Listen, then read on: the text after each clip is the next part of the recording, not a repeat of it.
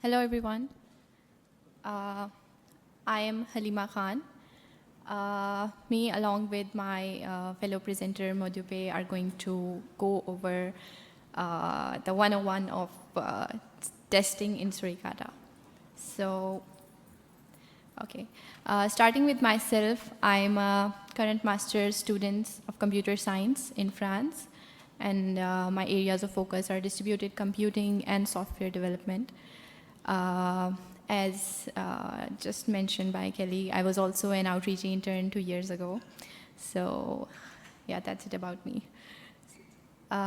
We will be going over the very basics of unit testing in Suricata, and from that onwards, we will be speaking about testing in C, Rust, Suricata-Verify tests, and then see it all come together in the form of code coverage.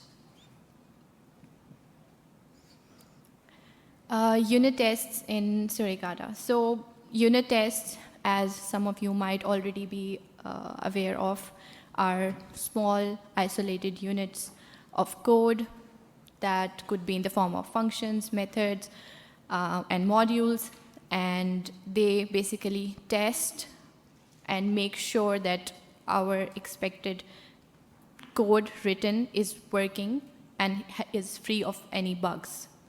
So seems pretty straightforward.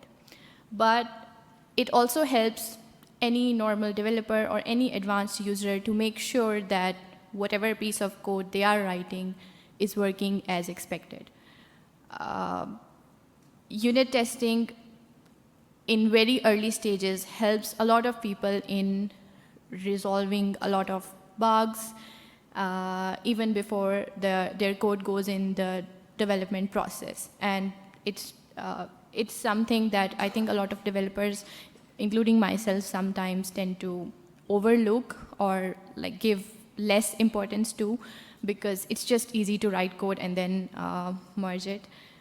This happened to me one time where I got a comment by Victor where the tests were failing, and because I did not test it, and just made a PR. So it also helps you pinpoint various sections that you may have introduced or could already exist, and then report them. So unit testing in Suricata is divided into two parts. As we already know, we have a C code base and we have a Rust code base. For someone to be able to run unit tests, it is important for them to configure this with the necessary flags as mentioned on the screen with enable unit tests.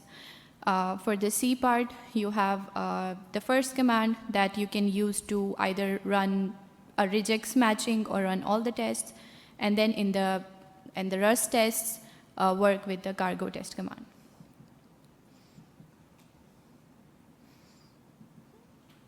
So this is like an overview of how these unit tests actually work. This is, as what I've already mentioned, just running from the source folder to run all the tests in C. Or for example, we wrote TCP here, so all the tests that match that TCP regex. And then for Rust, switching to the Rust directory, running cargo test, and then running all the tests, which gives you a nice view of how many test cases are passing, do you have any failed tests, and in which file or in which test something might be happening. So the outputs are more or less similar in explaining you the fail and pass criteria.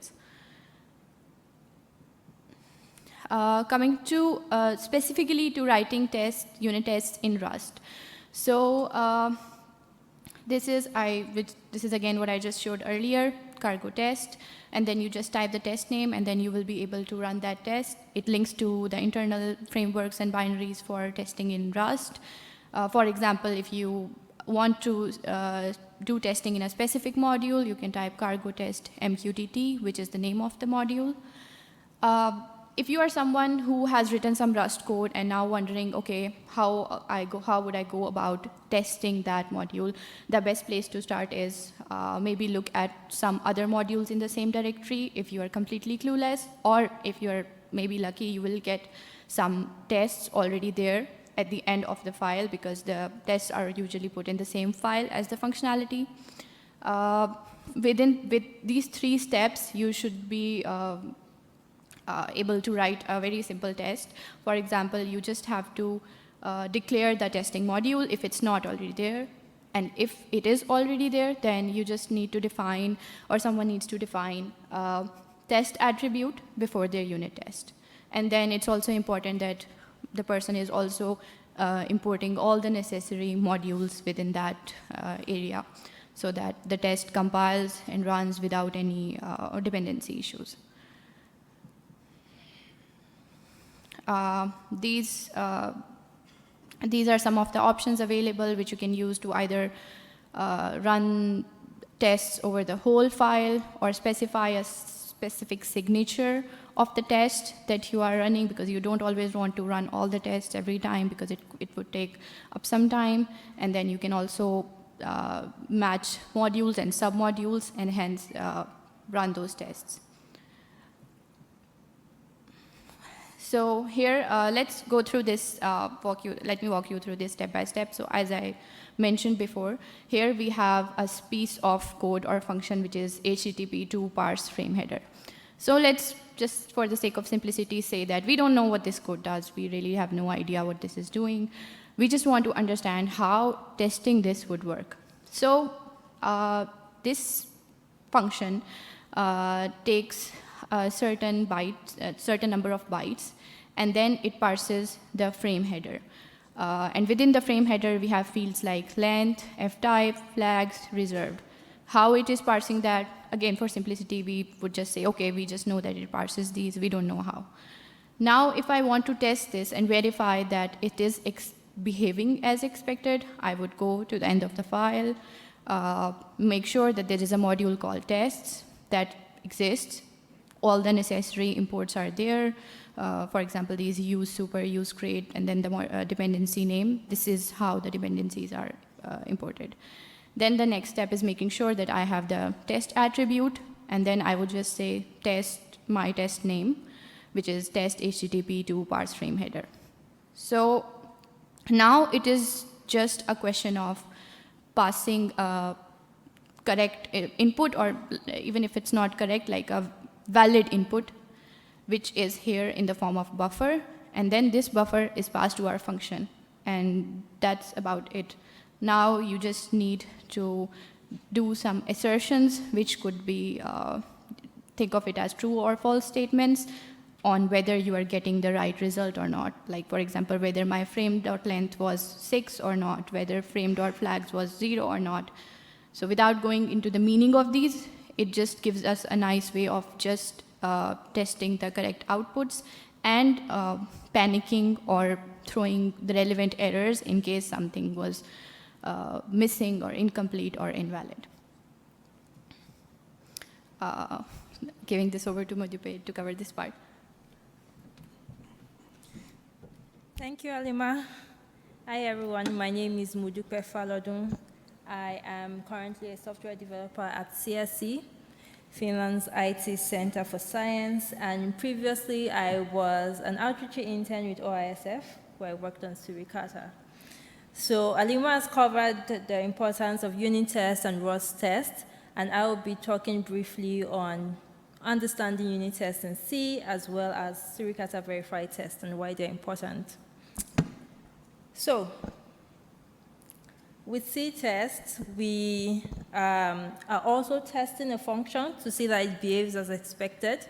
However, the slight difference from Rust, or the difference from Rust, is that the test does not accept an argument, so it returns either 0 for failure or 1 for success.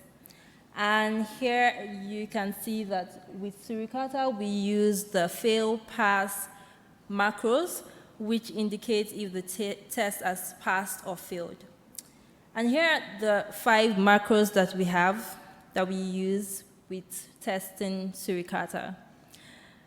And here we have a side-by-side screenshot of a test as it was before we converted to the fail pass macro, and what it looks like after.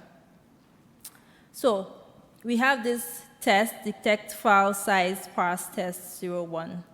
And well, it's supposed to return 0, and it's doing a lot of checks here. For example, this line is checking if FSD is not equal to null and all of that. So converting to the fill pass macro, we are using the fill if null FSD. Now what this does is it returns a failure, it returns a 0 if the input that it takes is null. So this is one way that we can convert unit tests to use the fill pass macro. Just understanding what the test is trying to do, what the checks are doing, and then converting to use the fill pass macro. However, after writing your unit test, you still have to register your test. So we have a function which is the UT register test, which takes in 2 parameters, the test name and the test function. So the test name is what Suricata checks. If you saw the demo that Haleema ran earlier, we ran a demo checking for tests that have TCP in their test name. So this is what Suricata uses to check, uses as a regex to check what test to run. So you can run all the C tests using Suricata, or you can run specific tests if you're trying to debug specific issues in Suricata. So we saw examples of simple tests, but what happens when we want to test more complex behaviors in Suricata? And we have several of those tests in Suricata that are trying to basically imitate Suricata's behavior to certain pickups, or how Suricata behaves when passed like a pickup as an input. And if you see, this test is one of such example. This test is trying to create a DNS packet and checking Suricata's behavior using the DNS query keyword. So this test is doing a lot of things. It's like a one-man army is trying to create a packet. It is doing signature parsing. It's checking alerts, and basically trying to imitate what Suricata should do.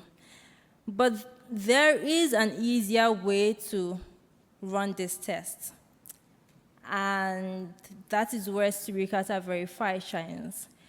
So what is Suricata-Verify, or what are Suricata-Verify tests? SV for short. They are tests that are used to analyze the behavior of Suricata under given scenarios.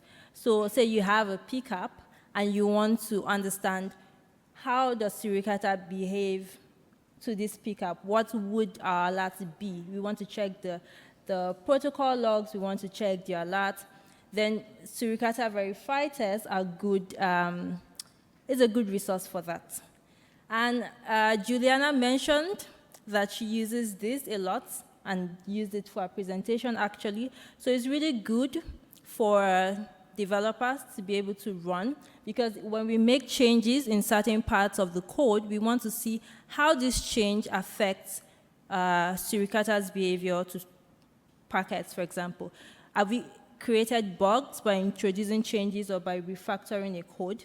We want to be able to analyze this. So what tests are good candidates for Suricata-Verify tests? So like I said earlier, complex tests that are trying to basically simulate Suricata's behavior are obviously good candidates for Suricata-Verify tests, because they would actually benefit from being analyzed on the Suricata's engine. So we've understood what Suricata-Verify test is, and now how do we convert a complex test to a Suricata-Verify test? Well, there are different ways depending on what you're trying to test, but I would be focusing on the test that was shown earlier, this one, something similar to this, and we will be seeing how this was converted.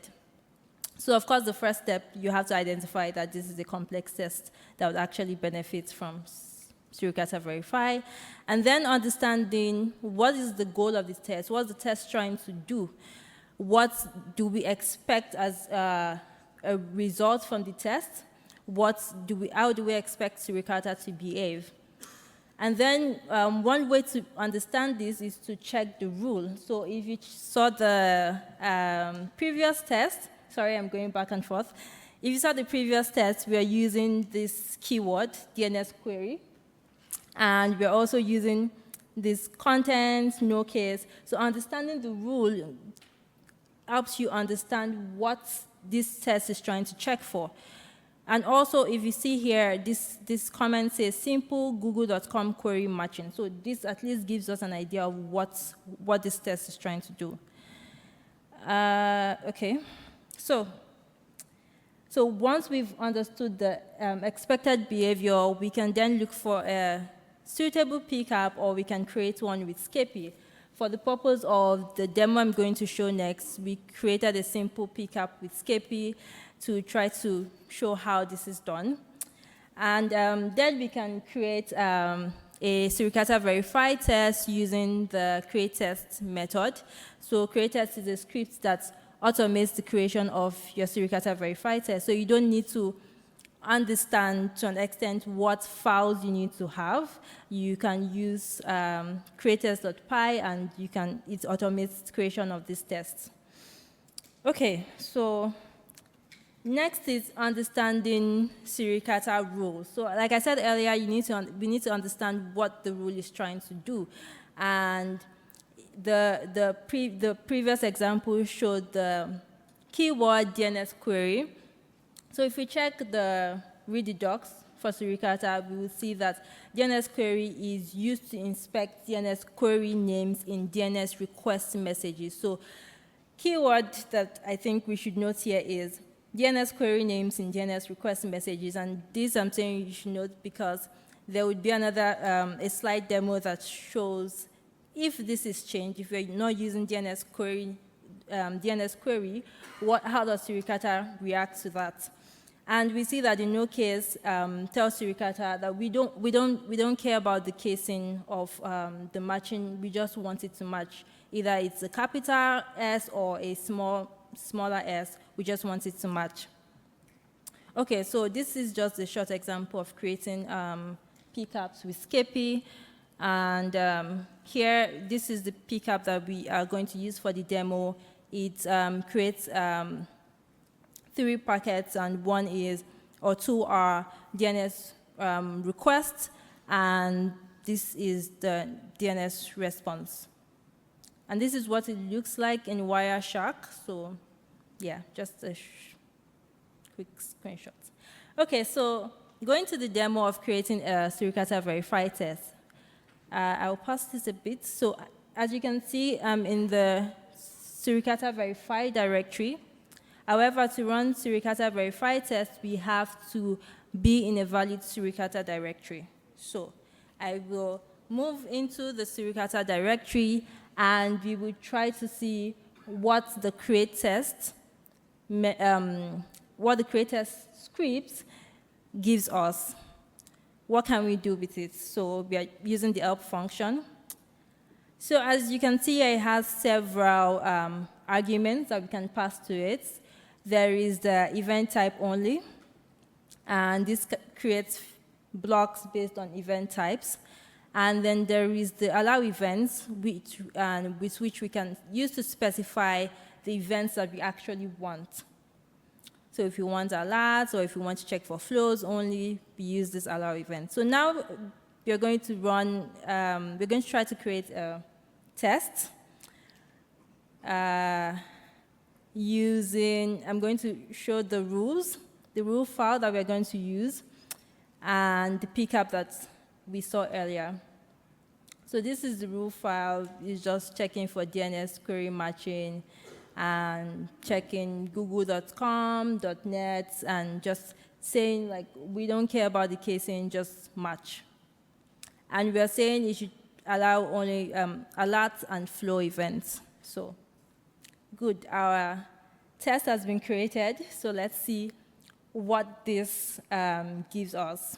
Again, just showing the rules. and we check our test.yaml file, and we can see that we actually have a very verbose output. So we can see the pickup count, we can see the signature ID, we can see the event type.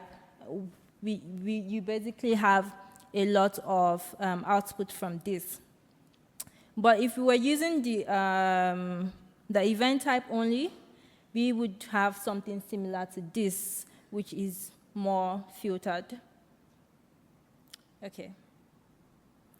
So let's try running a test, or let's try running this test.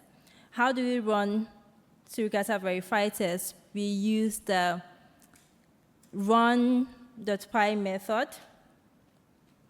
Okay, sorry. I need to catch up with my with my demo. So this is just showing the if.json file and what we can see from there, basically. And the stats log, of course. So you have a lot of output to work with when you run your tests. So now we are trying to run this test, but we are saying, let's run any test that has detect DNS. So you can run all tests, but you can run specific tests using, the regex. So this runs two tests, the detect DNS 01 and 02, and we can see that both pass, of course. But the next demo is going to show what happens if we change the rules a bit, and we would be able to see how this is useful with debugging Suricata. Okay, so moving on. So how can we understand the results? So now I'm still in a valid Suricata directory, and this is a test YAML file. We can see that it's created 2 alerts for signature ID 1 and 1 for each of signature ID 2 and 3. So let's go back to the rules and see why this is.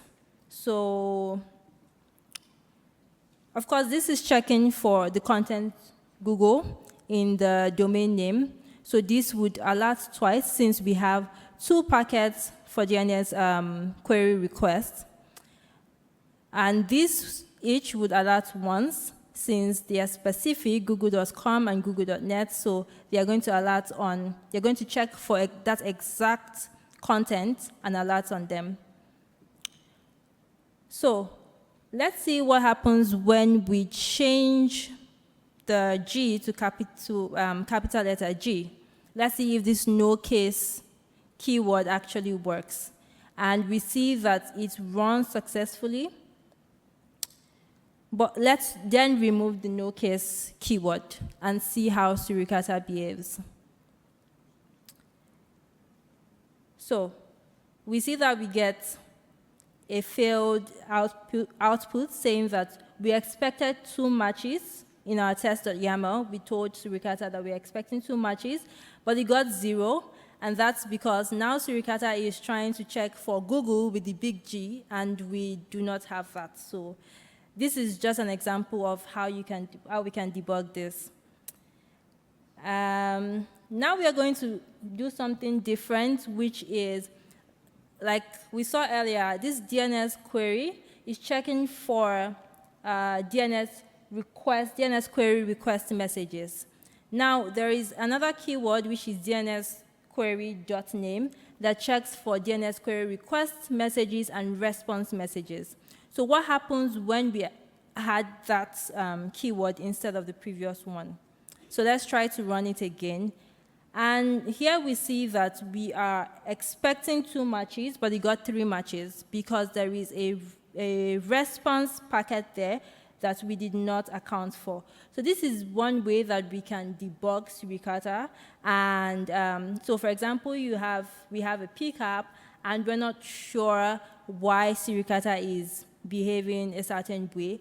We can come here, run it, create a test, run it on Suricata, and see how it behaves. Or if, for example, we are trying to fix a bug or refactor a code, we can do that and come here, run our test to see if they all pass. So this is one way that development is made easier and faster, because if, for example, we wanted to change something in the code and we had to go and check every single line to see what it would affect, this would make development slower. But because we have Suricata-Verify tests and unit tests, we can actually just run our code, run our tests, and see how this affects it. So the next question is, how do we, we've talked about the importance of unit tests. So how do we know that we are actually testing our code correctly? Or how do we know that we are actually testing what we want to test? And I'll give the floor to Haleema to explain this, how we can visualize it with code coverage. Thank you.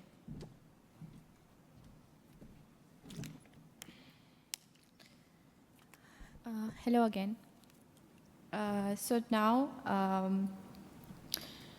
from the basics, we saw how we can do testing in Suricata. We can how to do tests in C, how to do tests in Rust, and how to do complex tests by using Suricata-Verify. So now we are equipped with all the tools that we need. And it all comes down to, like, how are we visualizing all of these things as whole, the result of all of these things as whole. And this is by code coverage. So code coverage is basically determining how the quality of the code that is written. And it's not just by qualitative measures, but actually we have quantitative tools that actually help us in determining that code coverage. CodeCov is one of those tools which is already there integrated in the Suricata pipeline. So if any one of you has made a PR or has ever just seen a submitted PR, you will see that there is one CodeCov bot pop-up that everyone gets along with their submitted PR. Maybe sometimes you will pay attention to what it says, sometimes you would just ignore it because your PR gets accepted, but this has a lot of information underneath if someone wants to explore. So it provides a lot of metrics and stats about the lines of code that are covered by these tests that we just spoke about. Now I'm going to give you some insights into understanding these code coverage reports, even if you are someone who does not have much idea about how the testing was done, how the tests were written, but just wanted to get an idea at glance. And then, as we spoke about, that every rule keyword or every functionality or method that gets tested, it eventually contributes to increasing the code coverage. And then eventually you can leverage these testing tools, so like Suricata-Verify or simple unit tests to target this code coverage. So it kind of gives you a goal to work towards too. As I mentioned before, this is a snippet of how this bot looks like within your pipeline. This is a PR that I took this snippet of. It has a lot of stats right now, so let's just try to make sense of it. If you know nothing about what this PR is doing or what in general these things are, one thing you can for sure see from here is that it says coverage, and then says, okay, on the master branch, the coverage is this much percentage, which is 82. And then it also says how much your code contributed to the overall coverage of Suricata. So did your code of lines decrease the coverage, or did it contribute to increase? In this case, it decreases the coverage by 0.17%. And it could also be possible that you might not pay attention to this in the start, because it's not, decreased coverage does not mean an error. Everything will work still. So you would think that things are perfectly fine. It just means that now maybe you have introduced more code that is not tested yet. And then there are multiple flags available that can help you categorize how much of the code is tested and by which tools it is tested. This code curve integration also has another really nice and nice view, which is also publicly available. You can just navigate to it and see these insights. So what do these tell us? This was taken a few weeks ago. I don't exactly remember the date, but a few weeks ago. This is the coverage of the master branch on Suricata. So this says that the coverage on branch is 83.37%. So, and then it also gives you some charts which help you see coverage trends. There's also this heat map here. If you further navigate into this heat map, it gives you file-wise coverage. And then another thing it shows is that this shows like a stable trend in the coverage, which is really a good indication of strong coverage on the whole Suricata code base. And then it gives you an opportunity to explore this further, like maybe you can filter this by months, go back another year, navigate to another branch, and see how overall we are doing. And then again, at the bottom, we have these two folders, Rust and the source folder, which is the division between Rust and C. And then you can see the code-wise coverage between C and Rust. So at one side, it gives you confidence on the current code coverage of the current code base. But another thing is it gives you an opportunity to really target high code coverage in the code that you may be writing for your next PR, or trying to improve the code coverage of the existing code that Suricata has by maybe writing more tests, by writing Suricata-Verify tests, by submitting PRs related to any of these, and then eventually contributing to the target of this and really good, strong coverage, because it really increases the quality of the code. So how can you do this? Because once you submit your PR, you can see all of this. But if you are in the phase of your development and you're just working on your laptop locally and you don't want to go through this long process of submitting a PR, then looking at this coverage, then coming back again, there is a way to see all of this if locally. It would not be that fancy, yes, like this, but at the same time, it would give you a really nice starting point. This is again one of the code curve snippets where it shows that you can also navigate to further files. Here we have 3 flags: covered, partial, and uncovered. Covered is something that is successfully covered. This means that this snippet of code is either covered by a unit test or a Suricata-Verify test or some other way. Or partial, here you don't see a partial one, but it's a mix of uncovered and covered. And finally, we have this red block. It says that there's no test that is targeting this code block right now. And then there are filter by flags I just spoke before. So this, okay, this maybe seems scary, so I'm sorry for that, but it just gives you a way of seeing or looking at this code coverage locally. It's nothing but what you have already done before. You might have configured Suricata when you first did the setup if you're a developer. So it's just the same thing again, which is the configure step. But now, this time, we are using some coverage flags, like coverage mapping and instrument coverage. You're done. Now you just need to compile again with some coverage mapping flags. And that's about it. Now you are ready to view those coverage reports that you wanted. Finally, you can run a test, again, Suricata-Verify test or unit test, and then these final report generation commands would help you in generating a local folder that would contain the coverage report. The coverage report looks like this. It's not that nice, I know. It's not that fancy either, like CodeCov, but it gives you some really nice stats about your line coverage, function coverage, region coverage, branch coverage, file-wise, or however you want.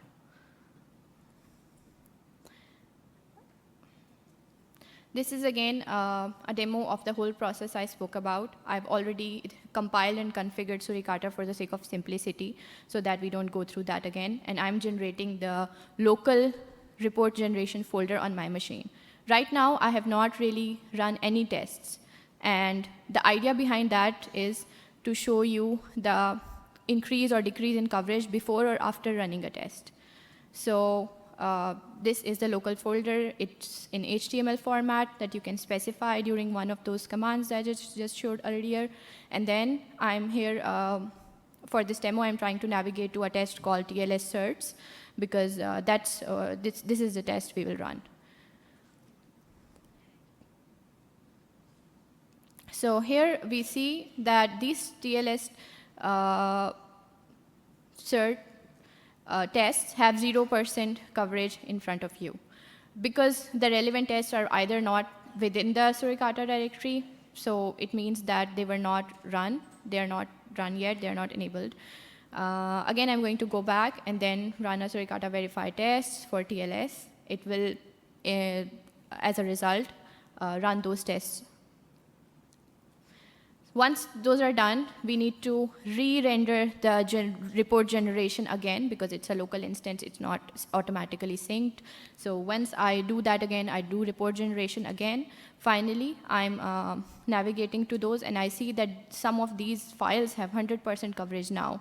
And then if this is the function coverage, the line coverage of some of them is 90%, some is 83%, some is 73%.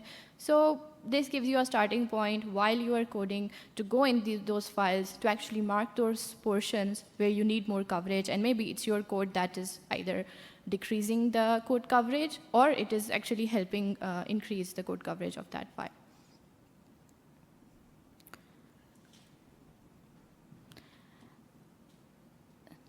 So based on what we have learned so far, coverage data is not just numbers. It's more than just numbers, because every line of code that is properly tested, whether it's new or old, it strengthens the entire project. It strengthens the quality of the entire project, and it gives you more confidence on the code that is there.